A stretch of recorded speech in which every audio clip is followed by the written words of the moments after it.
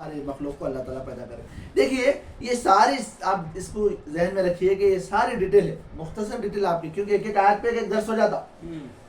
تو یہ اتنا ذہن میں رکھیے کہ اتنے سارے چیزیں فرمانے کے بعد, کیونکہ حضرت عائشہ صدیقہ پہ تہمت لگائے, اور وہ کلچر کیسا تھا جب معاشرے کے اندر جب شریعت اصل میں ہے کیا چیز, دو چار لوگوں پہ شریعت نہیں سمجھ میں آتی.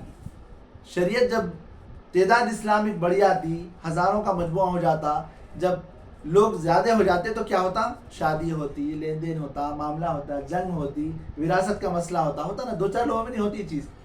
تو شریعت اسی وقت ہوتی. اس لیے جب ہم دیکھتے ہیں کہ ہر پیغمبر کو شریعت نہیں ملی, دوسرے پیغمبر کی شریعت نافذ ہوتے گئی. کچھ پیغمبروں کی تھی جس کو شریعت بھی نافذ ہوئی, جس میں سے ہے کہ اللہ کے رسول صلی اللہ علیہ وسلم کی قیامت تک شریعت چلنے والی ہے. تو اس کے اندر ہم دیکھیں گے کہ اب آئیے ہم یہ صورت کا مطالعہ کرتے ہیں کہ حالات کیسے تھے.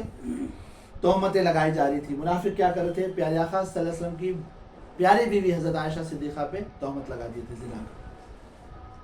اور وہاں پہ بہت سارے مسئلے پیچیدہ آ رہے تھے. کوئی کیونکہ اس زمانے میں کلچر کیا تھا, مکہ مدینے کے اندر عرب کے لوگ کیا رہتے, نکاح کے صحیح قانون نہیں آئے تھے اس زمانے میں. آہستہ آہستہ ہر چیز اللہ تعالیٰ حکم نازل کرے, تو 10 20 20 50 50 عورتوں کے ساتھ جو زندگی گزار رہے ہیں, تو اللہ تعالیٰ یہ چیز کو منع کرے, کیونکہ قانون ہی نہیں تھا. تو اللہ رب العزت وہاں پہ روک لگائے کہ یہ 10 10 20 20 50 50 عورتیں نہیں, ایک عورت کو خرید کے 4 لوگ زندگی گزار رہے. تو ایسا سسٹم نہیں ہے, بلکہ اللہ فرما رہے ہیں کہ وہاں پہ ایک 4 کی حد بندی اللہ تعالیٰ کرے کہ 4 نکاح کر سکتے, وہ بھی تمہاری طاقت ہے تو, اجازت ہے, حکم نہیں ہے.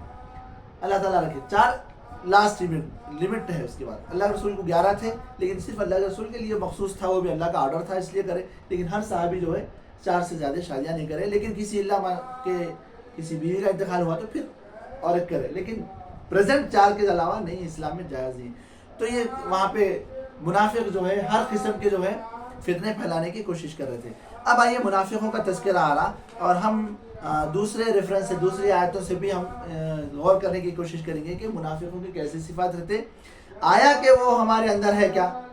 اگر منافقوں کی صفت اگر ہمارے اندر ہے تو ہم کو توبہ کرنا چاہیے, اور پھر سچے مسلم, سچے مومن بننے کی کوشش کرنا چاہیے. تو آئیے اللہ تعالیٰ فرماتے ہیں کہ لوگ کہتے ہیں کہ ہم ایمان لائے اللہ اور اس کے رسول پر, اور ہم نے اطاعت قبول کی, مگر اس کے بعد ان میں سے ایک گروہ اطاعت سے منہ موڑ جاتا ہے. کیا بول رہے ہیں, اطاعت کرتے بول کے, یعنی ہم لا الہ الا اللہ محمد رسول اللہ پڑھے, پڑھنے کے بعد کام کیا ہے کہ اللہ کا حکم اور اللہ کے رسول کا حکم ماننا ہی نہیں ہے. لیکن کیا ہے, جب معاملہ آ جاتا تو کیا کرتے ہیں, حکم سے کنارہ کش ہو جاتے, اس کو نہیں مانتے. پھر اللہ فرما رہے ایسے لوگ ہرگز مومن نہیں ہے. ایک اللہ تعالیٰ ایک کیٹیگری بتا دیے اور ایک پیمانہ بتا دیے کہ جو بھی چاہے اس زمانے میں ہو یا اس زمانے میں ہو, اللہ کو رب ماننے کے بعد, رسول کو اپنا نبی اور رسول ماننے کے بعد, اگر اللہ کے فیصلوں کو نہیں مانتا, اللہ کے بتائے طریقے پہ نہیں چلتا, تو اللہ فرما رہے ہیں وہ لوگوں کے نظر میں مسلمان ہوں گا, وہ لوگوں کے نظر میں مومن ہوں گا. لوگ اس کو بہت پکا نمازی پرہیزگار سمجھتے ہوں گے, لوگوں کو دھوکہ دے سکتا ہے وہ, لیکن اللہ کی نظر میں وہ مومن نہیں ہے. کیوں مومن نہیں ہے, کہ اللہ کے حکم کو وہ نہیں مانا. کوئی یہ کہہ سکتا ہے کہ قرآن کے اندر 100 حکم ہے, کہ اندازہ 100 حکم ہے, میں اسے 90 مانتا ہوں, 10 نہیں مانتا ہوں, تو بھی مومن نہیں رہتا انہیں. ایک بھی حکم قرآن کا اگر نہیں مانا انہیں, دیکھیے غفلت ہونا, گناہ ہو جانا, پھر توبہ کرنا, پلٹنا, رونا, گڑ گڑانا, یہ انسان کا جاری رہتا. لیکن بھائی وہ قانون کو میں نہیں مانتا ہوں, سب مانتا ہوں بھائی, مگر وہ سود کا مسئلے کو بھائی میں نہیں مانتا ہوں, چلتے رہتا, میں تو سودی کاروبار کرتا ہوں, میں بزنس اپنا کیسا چھوڑوں.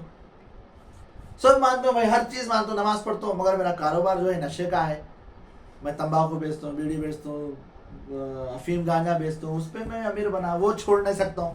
پورے کر رہے ہیں آپ, نماز روزہ صدقہ غیرت کر رہے, ایک بھی حکم کو اگر آپ نہیں مانیں اللہ کے, یعنی حرام کو حرام نہیں سمجھے, تو مومن نہیں ہے.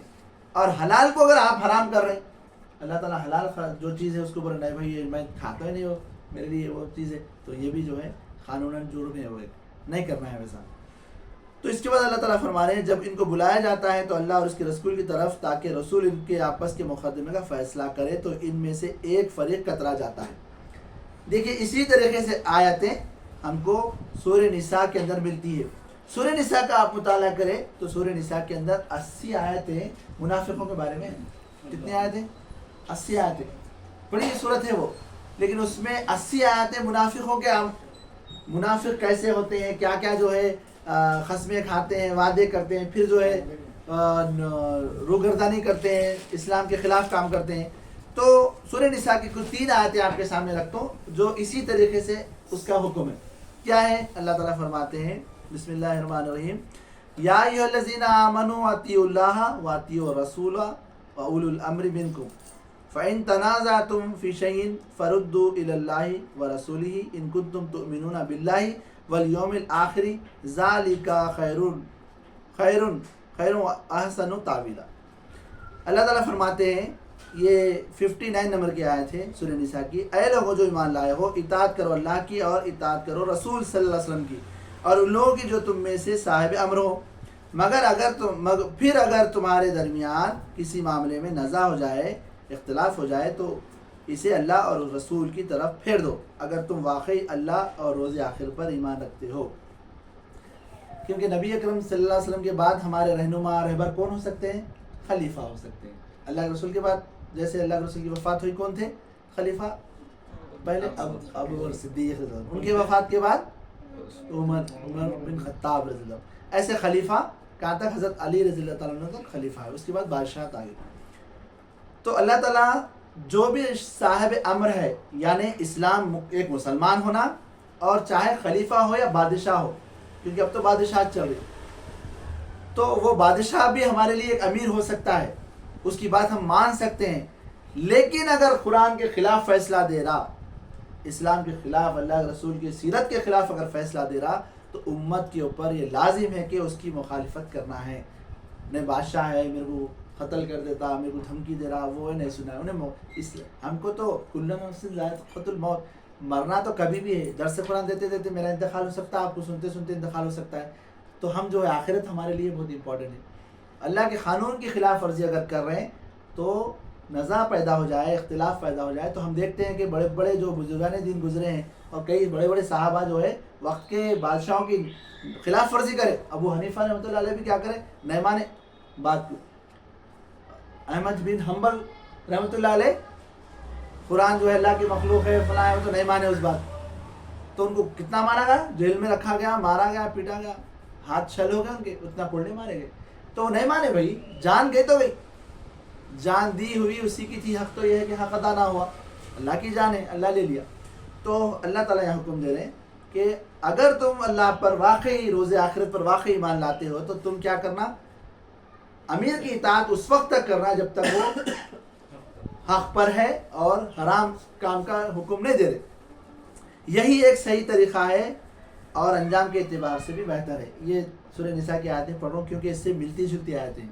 یعنی انجام کے اعتبار سے دنیا میں بھی امن ہوتا ہے یہ عمل کرنے سے، اور آخرت میں بھی تمہارے کو فلاح ملنے والی اسی پہ. نہیں بھائی وقتیہ طور پر انہیں دولت دے رہا، شہرت دے رہا، مکان دے رہا، محل دے رہا، میں 25-50 سال اچھی زندگی گزار رہے تو کیا کرنا ہے اپنے کو. اور آج عرب کا حال یہ سے، آج اسلام کے خلاف کئی چیزیں ہم دیکھ رہے. بے حیا عورتیں ہو جا رہے، کلبس چل رہے، شراب عام ہو گئی، یہاں تک کہ بتوں کی عبادت کرنے کے لیے وہ خود 500 کروڑ خرچ کر کے بنا رہے مندر. تو ایسے لوگوں کا کیا حل ہوگا قیامت کے دن. اس کے بعد جو آیتیں ہیں بہت اہم ہیں، اس سے بالکل ریلیٹڈ ہے. یہ سورہ نور کی جو آیتیں پڑھا میں، اس سے بالکل ملتی جلتی ہے. یعنی سورہ نساء کی آیت نمبر 60 اور 61. اس میں اللہ فرما رہے، اے نبی صلی اللہ علیہ وسلم، تم نے دیکھا نہیں ان لوگوں کو جو دعویٰ تو کرتے ہیں کہ ہم ایمان لائیں اس کتاب پر جو تمہاری طرف نازل کی گئی ہے اور ان کتابوں پر بھی جو تم سے پہلے نازل کی گئی تھی، مگر چاہتے یہ ہیں کہ اپنے معاملات کا فیصلہ کرانے کے لیے طاغوت کی طرف رجوع کریں، حالانکہ انہیں طاغوت سے کفر کرنے کا حکم دیا گیا تھا. شیطان انہیں بھٹکا کر راہ راست سے بہت دور لے جانا چاہتا ہے. یعنی اللہ پر ایمان لائے، رسول پر ایمان لائے، کتابوں پر ایمان لائے، بول رہے، دعویٰ کر رہے، لیکن جیسے کوئی معاملہ آ گیا، شادی کا، بیاہ کا معاملہ، تجارت کا معاملہ، جنگ کا معاملہ، کوئی بھی اسلام کا معاملہ آ گیا تو فوری کیا کر رہے؟ قرآن حدیث کی طرف نہیں دیکھ رہے، رسول اللہ صلی اللہ علیہ وسلم کی زندگی کو نہیں دیکھ رہے، بلکہ طاغوت کی طرف دیکھ رہے. اب طاغوت کسے کہتے ہیں؟ طاغوت کے معنی اللہ کے حکم کے علاوہ جو بھی قانون چل رہا دنیا کے اندر، جو بھی بادشاہت چل رہی ہوگی یا جمہوریت چل رہی ہوگی، وہ قانون طاغوت کا ہے.